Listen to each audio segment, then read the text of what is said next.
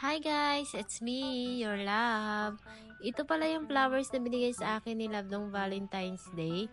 Ayoko siyang mabulok sa gilid. Sayang naman, ang mahal pa naman ng flowers kapag Valentine's Day.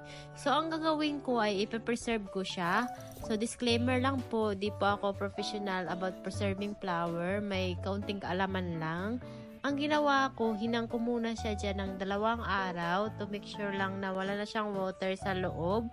And ito na yung itsura niya after niya mahang. Pwede nyo sa ihang ng 1 to 2 weeks and then ilagay nyo na siya sa frame. Ako kasi iba yung gagawin ko, 2 days lang and then another 1 week sa silica gel ko na siya ibababad. Diyan ko na pala siya nilagay sa malaking Tupperware na yan. Nabili ko lang yan sa TikTok.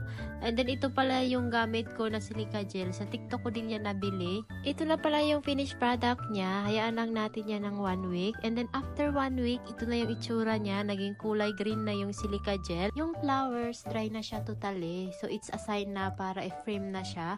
Yung texture pala niya mga kalab is para siyang crispy na papel.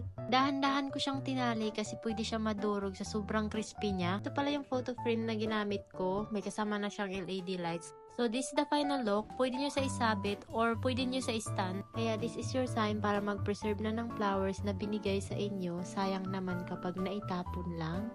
So, yun lang. Bye!